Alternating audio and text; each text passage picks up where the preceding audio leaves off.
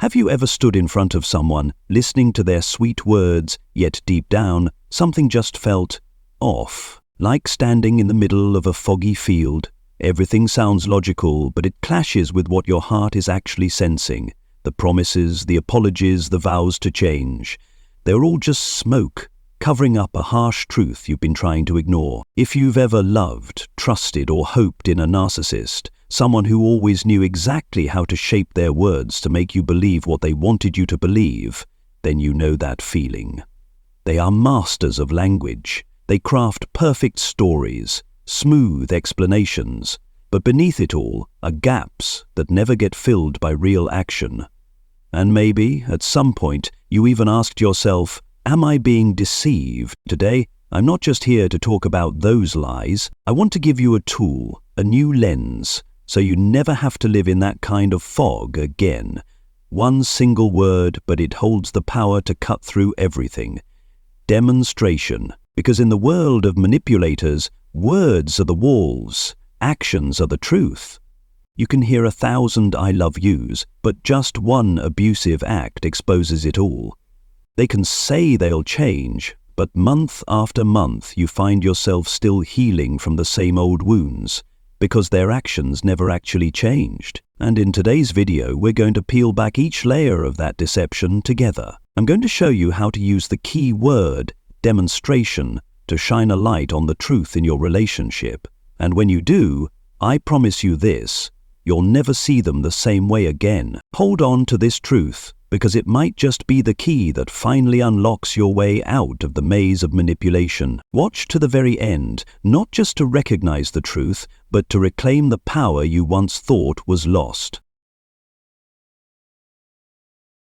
There's a painful truth that few dare to admit. Narcissists don't just lie to cover up their mistakes, they lie because it's the only way they know how to survive. To them, words aren't a means of connection or truth-sharing. Words are tools, used to build a flawless image to reshape reality according to their will, to control your emotions and thoughts.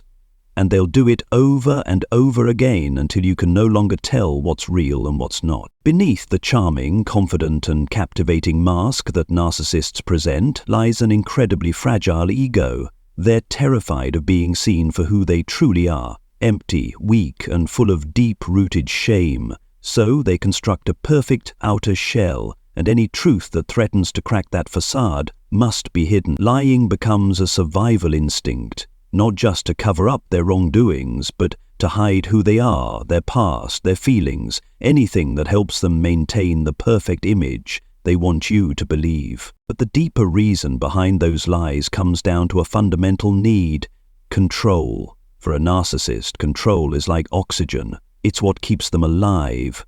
They can't handle losing it.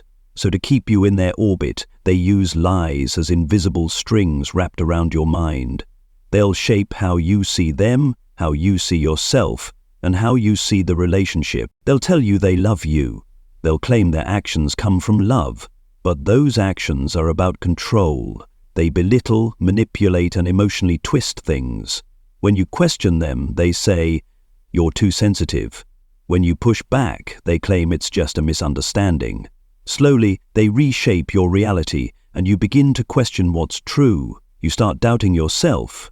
That's their tactic. They need you to mistrust your own instincts. Their lies come in many forms. Sometimes it's blatant denial delivered without a flinch, even when they're clearly caught. Sometimes it's silence, omissions that leave you with only half the story. Other times it's convoluted answers meant to derail you, to pull you into a maze of confusion. And at its worst, it becomes gaslighting, twisting facts until you begin to question your own memory, emotions, and perception of reality.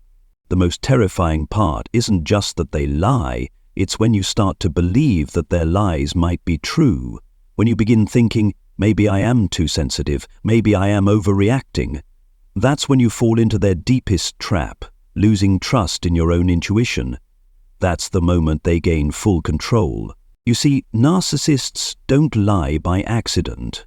They lie because it's their way of controlling you, of preserving the illusion they've built. And if you keep believing those words, you'll stay stuck inside the reality they've manufactured. But don't worry, because coming up next, I'll show you how to recognize the most toxic forms of deception you may have never even noticed. We'll strip away each manipulation tactic layer by layer, and then you'll see why one word, demonstration, can be the light that cuts through every fog of deception. Do you know what makes a narcissist truly dangerous? It's not their rage or emotional outbursts. It's their ability to manipulate reality through words. They don't need to yell in your face or break things to break you down. All they have to do is whisper, and you start doubting yourself. A narcissist's lies aren't just casual denials. They are carefully crafted constructions, linguistic traps designed to confuse your mind, to quietly infiltrate your emotional and cognitive space without leaving any clear evidence. That's what makes them so much more dangerous. Now, we're going to unpack 4 distinct types of lies narcissists use to keep you under their control. 1. Blatant lies, cold denial that erodes your grasp on reality. This type of lie feels like a slap in the face of truth. You catch them texting someone else. You have undeniable proof they've done something wrong. But when confronted, they don't hesitate. They don't show remorse. They look you in the eye and deny it flat out. That didn't happen. No blinking, no stammering. They bet against your memory and emotions because they know, if they confuse you just enough, you'll stop trying to find the truth. And when this happens repeatedly, over time, you don't just start doubting them. You start doubting yourself. Blatant lying is a direct assault on your reality. It doesn't require reason. It doesn't aim to convince. It just needs to create a small crack in your trust where fear and confusion can start to creep in. 2. Lies by omission, twisting the truth through deliberate silence. This is one of the most subtle and cunning tactics. The narcissist doesn't need to invent a fake story.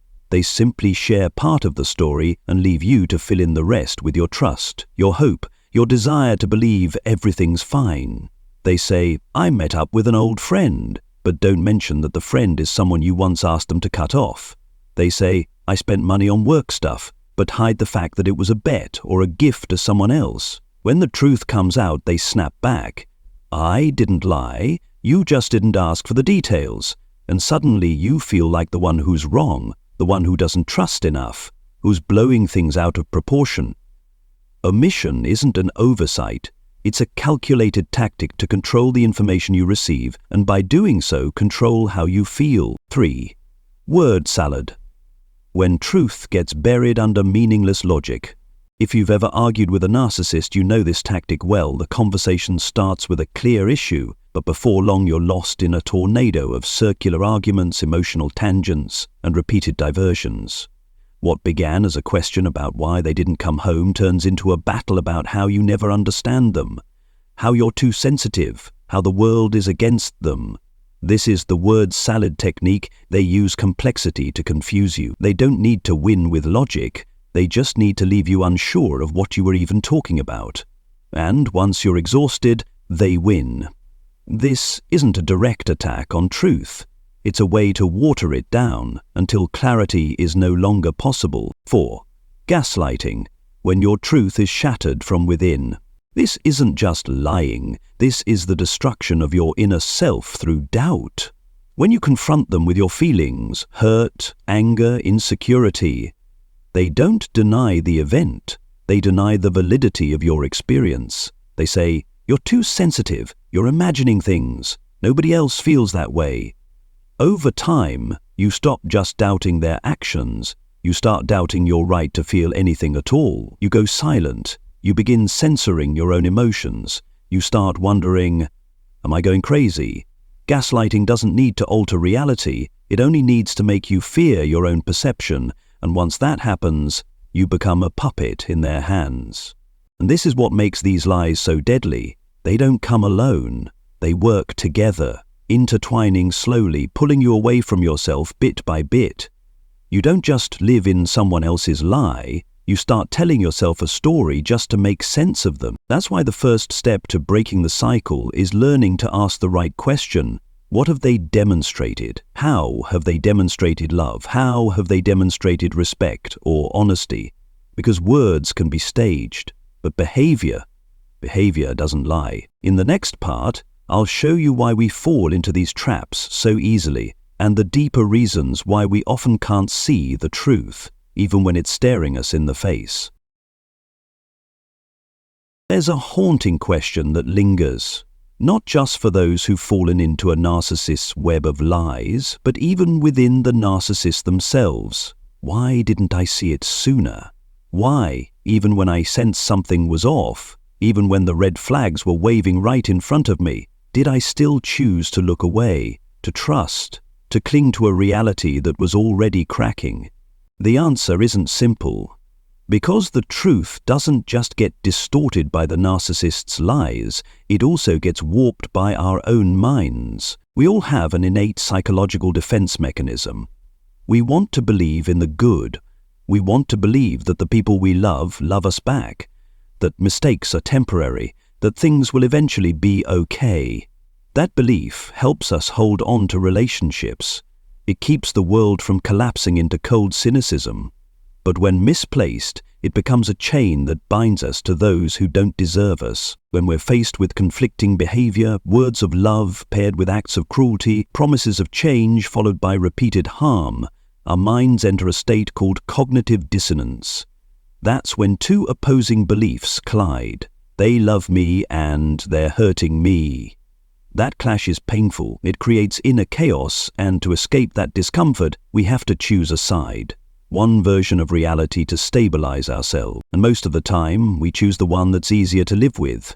We choose to believe the words of affection, the rare good moments, the promises of a better future. Because facing the truth, that this person might not be who we thought they were, that the love might have been a lie, is too big of a shock. It forces us to question everything, the relationship, their character, even our own judgment. Perhaps more deeply, we fear change. We fear starting over. We fear the loneliness. We fear admitting that we placed our trust in the wrong person. And the narcissist knows this.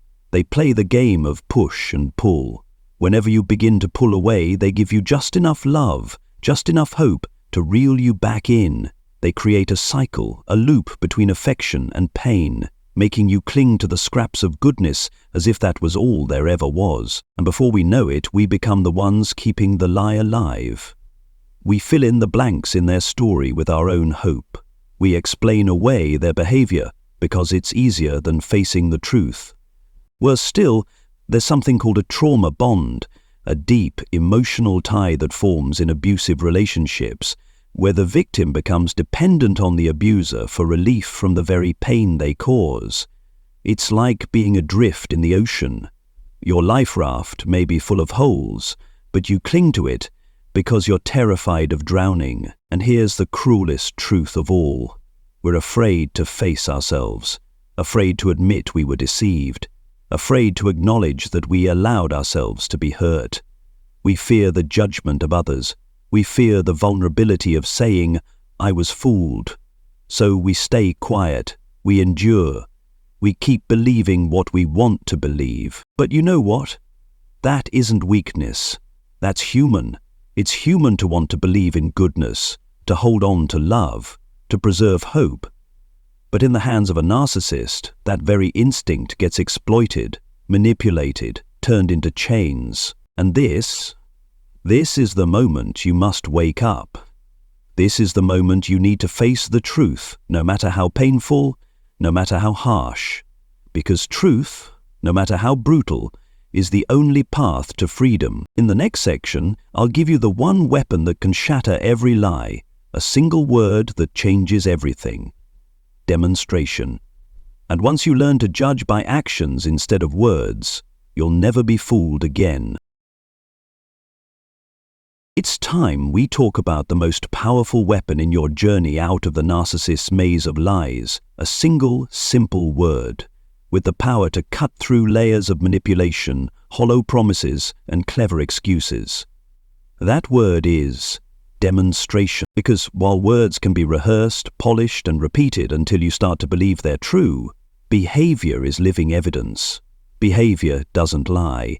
It is the most honest reflection of someone's thoughts, motives, and real emotions. And when you learn to observe behavior instead of words, the fog starts to clear. Pause for a moment and ask yourself, what am I actually believing in? Are you believing in promises that they'll change? In sweet apologies that come after every time they hurt you? Or are you looking directly at their actions and letting those actions speak for themselves? Now, try putting the key word demonstration in front of every question you've ever asked yourself. How do they demonstrate love? Love isn't a promise. It's the way someone treats you during your most vulnerable moments. When you express your pain, do they listen or do they mock you? When you set boundaries, do they respect them or try to break them? Love isn't the "I love you" they whisper after hurting you again. It's action, care, and the way they make you feel safe in the relationship. How do they demonstrate respect? Boundaries are the clearest test of respect. When you say you need space, do they give it to you? Or do they keep texting, calling, or guilt-tripping you for putting your needs first? Respect doesn't live in promises. It lives in restraint and the willingness to listen, even when it's not what they want to hear. How do they demonstrate honesty? Have you seen them lie to others? Have you watched them twist the truth to get what they want? Don't buy into the excuse of harmless lies. Honesty isn't conditional. If they can lie to others, they can lie to you. Behavior reflects a person's core values, not the words they use to cover them up. How do they demonstrate change? This is perhaps the most crucial question. Narcissists are great at painting pictures of a better self, a sweeter future, but real change doesn't come from words. It comes from consistent behavior, small steps, repeated over time. If someone says they've changed, but day after day you're still hurting from the same patterns, that's not change. That's a cycle. Remember this. Words are promises. Behavior is truth. A promise unkept is just wind. But repeated action, even the smallest one, is the clearest voice of a person's character. And here's the catch. Don't be fooled by temporary improvements. Narcissists are excellent at creating those healing gestures, brief moments of sweetness, kind actions that follow every hurt. But real transformation isn't a bright, passing flash. It's steady, long-term commitment to kindness and sincerity. What do you need? You need behavior, not words. You need proof over time through the hard moments, the emotional storms. That's when the real nature shows itself. And most of all, trust yourself. When their behavior doesn't match their words, trust what your eyes see, your ears hear, and your heart feels. Not the carefully crafted words designed to hide the truth. In the next section, we'll expose the excuses you've been using to justify their behavior to keep the story alive. Because before you can destroy their lie, you have to break the lie you've been telling yourself. After everything you've been through, all the pain, the forgiveness, the empty promises, you might be asking yourself, why am I still here? Why, even knowing I'm being deceived and hurt, am I still holding on to this relationship? The answer lies deeper than the narcissist's lies. It lies in the stories you are telling yourself, the justifications, the excuses, the mental loops you created not to protect them, but to protect your own hurting heart. And I get it, because sometimes the lies we tell ourselves are even sweeter than the ones the narcissist feeds us. They comfort us, give us a sense of safety, and shield us from facing a truth that's even more painful, that we loved the wrong person. But now it's time to break those justifications. It's time to face the stories you've been telling, not just about them, but about yourself. 1. They're not that bad. How many times have you said this? How many times have you compared them to worse abusers or more tragic stories just to convince yourself they aren't that bad? But here's the truth. If you have to justify someone's behavior, something is wrong. Real love doesn't need excuses. Real love doesn't make you sit there measuring your pain against someone else's just to find a reason to stay. If someone loves you, you'll know. you'll feel safe, respected, and valued. If you're constantly reviewing their actions, looking for proof that they're not as bad as you think, that alone is your answer. 2. Everyone makes mistakes. Yes, everyone makes mistakes, but mistakes are not an excuse for abuse. A mistake is when someone hurts you unintentionally and then takes action to make it right. Abuse is when they repeat the same behavior, knowing it hurts you, and they do it anyway. Mistakes are temporary. Abuse is a pattern, and if you find yourself forgiving the same behavior over and over again, that's not a mistake anymore. That's a cycle, a system designed to hurt, to control, to keep you spinning in their web. 3. They've had a rough past. Maybe that's true. Maybe the narcissist you love had a traumatic childhood or a life filled with loss. But that's not an excuse for abusive behavior. Many people carry deep wounds from the past, and they choose to heal, to love, to not harm others. You are not their therapist. You are not responsible for healing the wounds they refuse to face. Their past may explain why they act the way they do, but it never excuses them continuing to hurt you in the present. 4. They're trying to change. Maybe they say they are. Maybe they promise a better tomorrow, painting visions of who they could be. But go back to the core question. How are they demonstrating change? Change isn't about tears. It isn't about emotionally charged apologies. Change is about consistent action. It's how they respond when you set a boundary. It's what they do when no one's watching. It's quiet effort, repeated over time. Not grand gestures, not praise-seeking behavior. If you keep saying, they're trying, but can't name specific, reliable actions that prove that change, then maybe the only thing they're trying to do is keep the story going. You see, those justifications don't just let them keep lying to you, they keep you stuck in your own cycle. A cycle where every day you have to convince yourself that maybe it'll get better. A cycle where your hope for good is being used against you to keep you tied. But remember, you have the right to break that cycle. You have the right to stop telling yourself stories that keep you bound.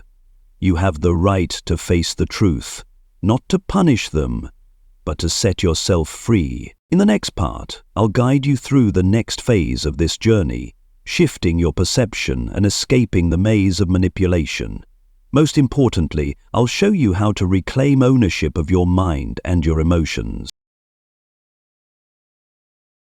It's time to step out of the fog, time to pause and look clearly at the full picture of this relationship and ask yourself, am I truly living in alignment with myself, or just existing inside a story someone else wrote for me? When you've exposed the lies, when you've seen through the justifications you once told yourself, the next step is shifting your perception.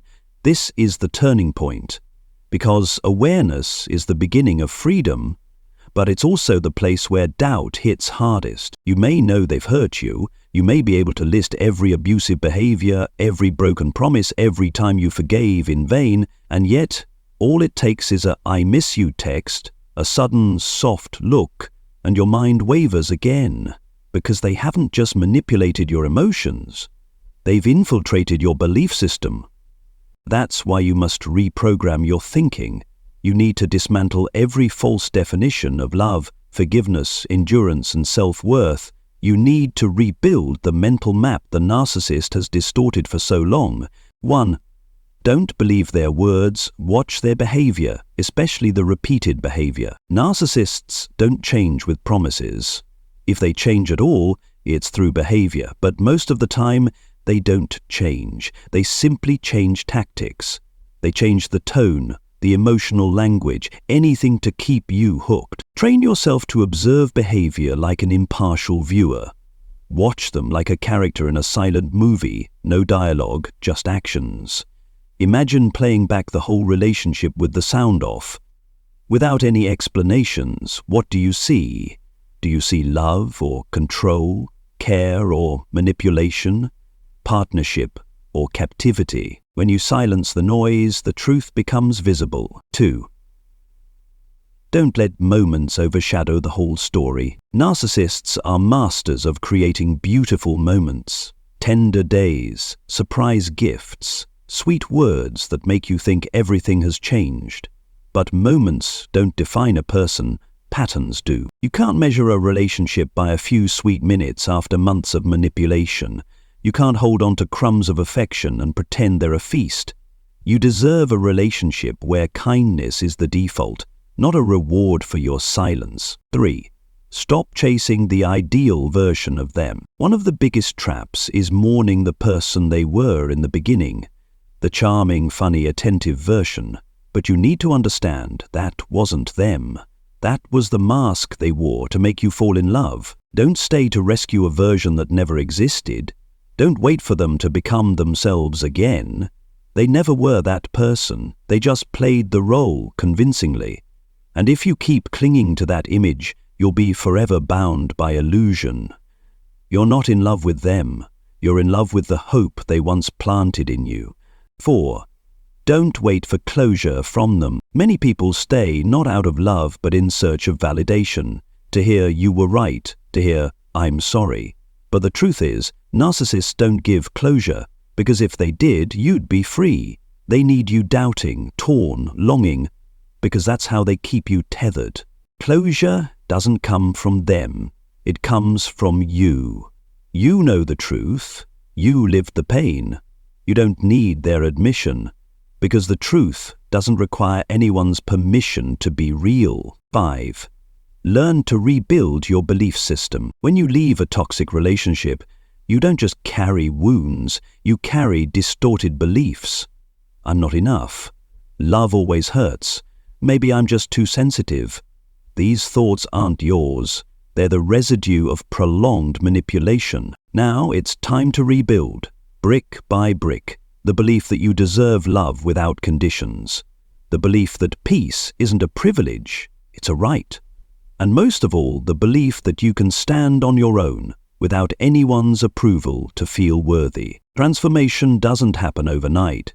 It's a process, sometimes painful, sometimes lonely, but it's the beginning of your freedom. And when you dare to face the truth, to shake off the fog of deception, you'll begin to see the light again, not from them, but from within you. In the next part, we'll dive into the healing journey after the truth has surfaced. How to recover, reclaim your power, and build a life where you don't need permission from anyone to feel at peace. When the truth finally comes to light, the first feeling isn't relief. It's pain. Sharp, searing pain. A deep ache that pierces through, as if the entire world you once trusted, once fought to protect, suddenly crumbles beneath your feet. There are no more excuses, no more fragile hopes to hold on to, just the raw, brutal truth. You were deceived, manipulated, and hurt. And in that moment, many people retreat. Many run back to the familiar lies, because the truth is too painful to bear. But you need to understand, that pain is a sign that you're on the path to healing. It's the wound being opened, the poison being drawn out, the beginning of transformation. 1. Accept the pain. Don't avoid it, don't deny it. The first step in healing is allowing yourself to feel the pain. No hiding, no numbing it with old justifications, no making excuses for the one who hurt you. You need to sit with it, breathe through it, and face the truth. I loved the wrong person. I was deceived. I was deeply hurt. Not to shame yourself, not to beat yourself up, but to accept, because only when you face the pain can you move forward. Avoiding it, minimizing it, only lets it fester, silently burning from within. 2. Name the wounds. Identify what really happened. One reason the pain of narcissistic abuse lingers so long is because we don't name what we've experienced. We just know we feel empty, lost, disoriented. But when you begin to name what happened, manipulation, gaslighting, emotional isolation, you start to reclaim authorship of your story. Write it down. Say it out loud. Acknowledge it. I was controlled. I doubted myself. I was cut off from people who loved me. Naming the pain is the first step to healing it. 3. Cut contact completely. No more negotiations with toxicity. A common mistake after leaving a narcissist is maintaining thin threads of connection, a few texts, a call, a coffee, just to talk. But remember, every time you open that door, you give them a chance to plant more doubt, more damage. No contact is a bitter pill, but it's necessary. It's the fence that protects your mind in the early days when your trust is fragile and your memories are still vivid. Block the number, delete the messages, step away from the social media feeds that could pull you back in. 4. Reconnect with yourself.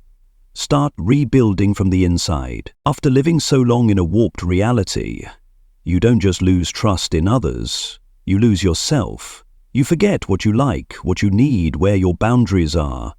A narcissist doesn't just take your love, they erase your identity. Now it's time to begin again, gently, one step at a time. Revisit the things that once brought you joy, a book, a song, a quiet walk. Start listening to yourself. Ask, what do I want? How do I feel? And most importantly, respect your own answers. 5. Connect with community. Don't walk this road alone. Narcissistic abuse doesn't just isolate you emotionally. It isolates you from the world.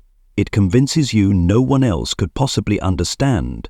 But the truth is, millions of people are healing, just like you. Find support groups, online forums, safe spaces where your story is met with understanding, not judgment. Places where someone can say, I've been there too. Sometimes just knowing you're not alone is all you need to take the next step. Healing from narcissistic abuse isn't a straight path. There will be days you feel strong and days you fall back into old pain. But every step forward, no matter how small, is a step out of the darkness.